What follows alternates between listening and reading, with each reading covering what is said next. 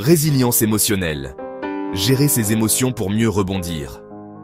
Avant qu'on plonge dans ce sujet, si tu veux apprendre à mieux te connaître, à gérer tes émotions et à rebondir face aux épreuves, pense à t'abonner à cette chaîne et à activer la cloche pour ne rien manquer.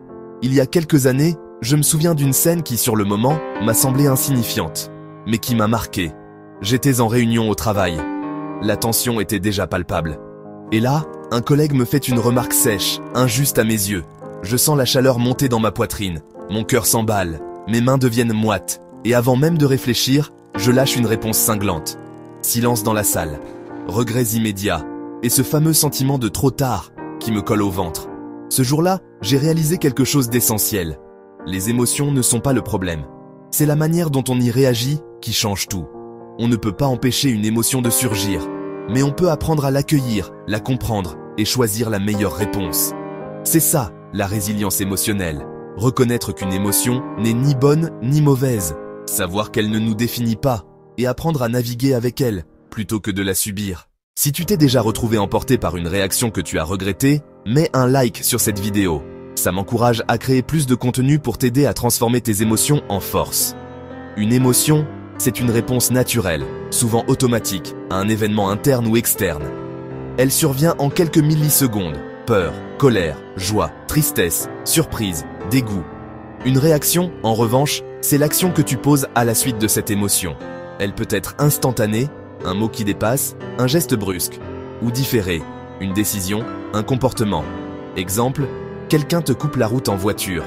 Émotion, colère, irritation, peur. Réaction, klaxonner, insulter, accélérer, ou respirer et laisser passer. Pourquoi cette différence est-elle essentielle?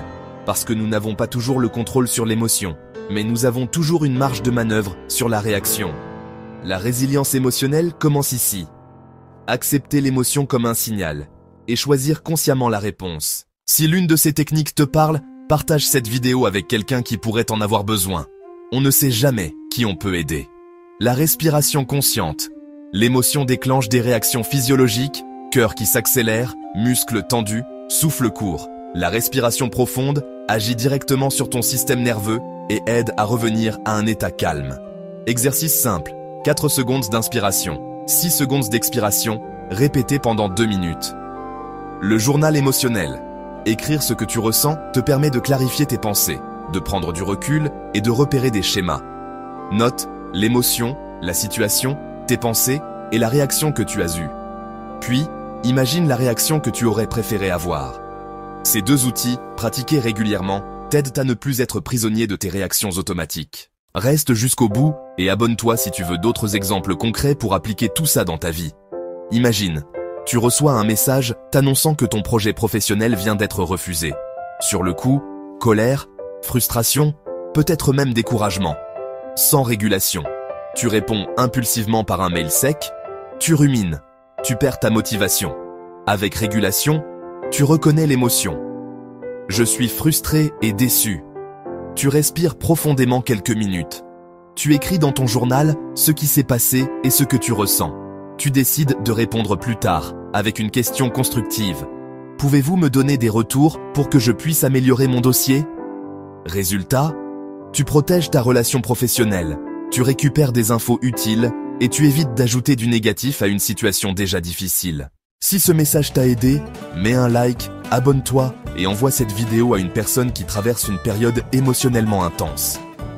La résilience émotionnelle n'est pas innée, c'est une compétence qui se développe, comme un muscle. Plus tu pratiques la respiration, l'écriture, la reconnaissance de tes émotions, plus tu prends conscience que tes réactions ne sont pas automatiques. L'intelligence émotionnelle, ce n'est pas étouffer ce que tu ressens. C'est choisir comment utiliser cette énergie pour avancer.